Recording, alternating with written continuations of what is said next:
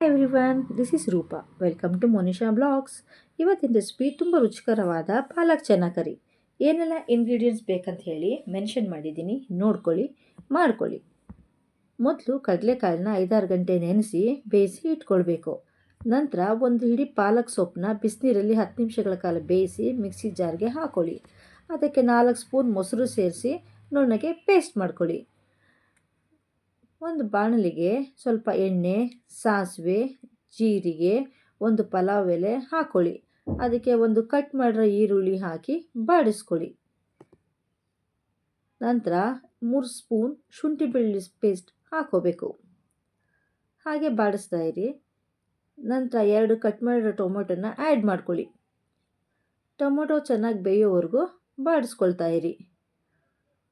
ಒಂದು 5 ನಿಮಿಷ ಬಿಟ್ಟು ಅರ್ಧ ಸ್ಪೂನ್ ಅರಿಶಿನ, ಅರ್ಧ ಸ್ಪೂನ್ ಜೀರಾ ಪುಡಿ, 1 ಸ್ಪೂನ್ ಧನಿಯಾ ಪುಡಿ, 1 ಸ್ಪೂನ್ ಅಚ್ಚ ಖಾರದ ಪುಡಿ, ಅರ್ಧ ಸ್ಪೂನ್ ಗರಂ ಮಸಾಲ ಹಾಕೋಬೇಕು. ನಂತರ ಅದಕ್ಕೆ ಸ್ವಲ್ಪ ಕಸೂರಿ ಮೇಥಿನ ಆ್ಯಡ್ ಮಾಡ್ಕೊಳ್ಳಿ. ಸ್ವಲ್ಪ ನೀರು ಸೇರಿಸಿ ಮಸಾಲೆ ಚೆನ್ನಾಗಿ ಫ್ರೈ ಮಾಡ್ಕೊಳ್ಳಿ. ಮಸಾಲೆ ಬೆಂದ ನಂತರ ರುಬ್ಬಿದ ಪಾಲಕ್ ಸೊಪ್ಪು ಪೇಸ್ಟ್ನ ಸೇರಿಸ್ಕೊಳ್ಳಿ. ಹಾಗೆ ಕೈ ಆಡಿಸ್ತಾ ಇರಿ. ಪಾಲಕ್ ಸೊಪ್ಪು ಹಸಿ ವಾಸನೆ ಹೋಗೋವರೆಗೂ ಫ್ರೈ ಮಾಡ್ಕೊಳ್ಳಿ.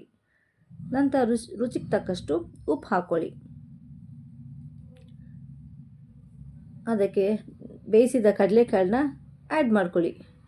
ಕಡಲೆಕಾಳು ಮತ್ತು ಮಸಾಲೆ ಚೆನ್ನಾಗಿ ಮಿಕ್ಸ್ ಆಗೋವರೆಗೂ ಒಂದು 10 ನಿಮಿಷಗಳ ಕಾಲ ಲೋ ಫ್ಲೇಮ್ನಲ್ಲಿ ಮುಚ್ಚಿ ಬೇಯಿಸ್ಕೊಳ್ಳಿ. ನಂತರ ಕೊತ್ತಂಬರಿ ಸೊಪ್ಪನ್ನ ಸೇರಿಸ್ಕೊಳ್ಳಿ.